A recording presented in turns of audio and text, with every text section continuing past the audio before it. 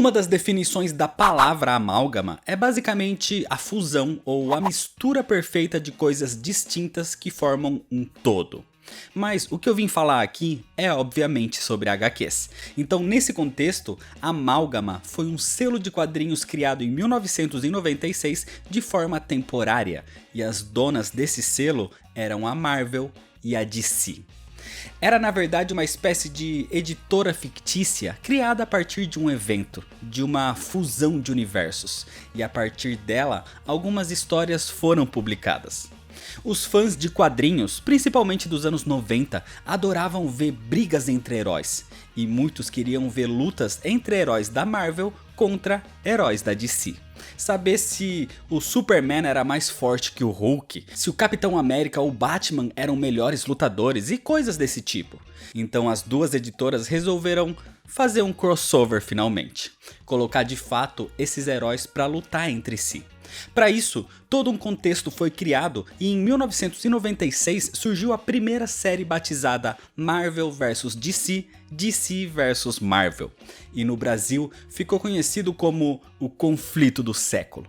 Eu acabei de fazer a história completa dessa HQ, então vou deixar o link aqui na descrição. Primeiro você assiste para entender exatamente como isso aconteceu e depois continua esse vídeo aqui para entender o que é o amálgama.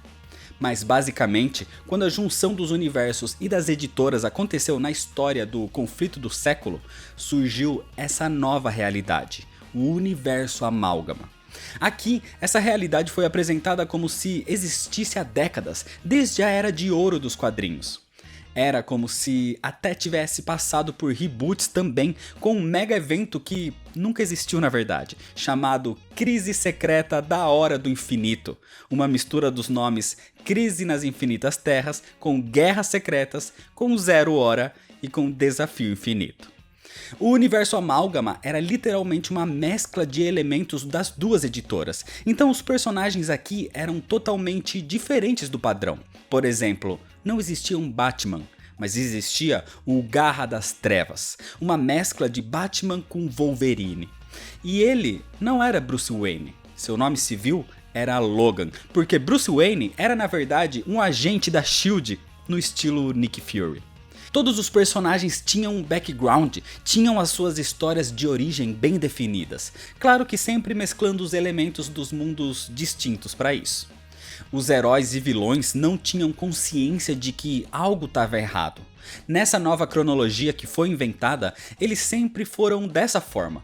O único que tinha a percepção de que aquilo não era natural era o Acesso e o Doutor Mistério, uma amálgama do Doutor Estranho com o Senhor Destino.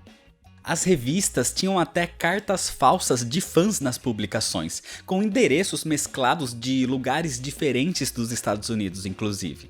Então não só as histórias das HQs foram afetadas, como de verdade a Marvel e a DC se movimentaram muito, trataram o projeto como uma editora de verdade e apostaram forte nessa ideia, que claro que era para ganhar dinheiro com o crossover, mas também porque era algo que os leitores da época queriam muito. O problema é que a qualidade dos roteiros talvez foi algo deixado um pouco de lado. Em 1996, o Universo Amálgama publicou as revistas com esse selo. 6 eram feitas pela DC e 6 feitas pela Marvel. E essa ideia se repetiu em 1997, de novo com 6 revistas de cada publicadas, completando 24 HQs exclusivas lançados pelo selo Amálgama. Houve também uma parte 3 do crossover, mas dessa vez o universo Amálgama não existiu mais aqui. Por incrível que pareça, o crossover fez parte do cânone, da cronologia oficial das duas editoras, principalmente pela existência do personagem Acesso, que chegou até mesmo a aparecer numa revista oficial do Lanterna Verde durante a terceira série em 1998. Mas como os direitos do personagem são divididos entre Marvel e DC, ele nunca mais foi utilizado. A DC não chegou a catalogar o universo Amálgama, enquanto a Marvel tem catalogado essa realidade primeiro como sendo a Terra 692 e depois com a numeração sendo alterada para a Terra 9602.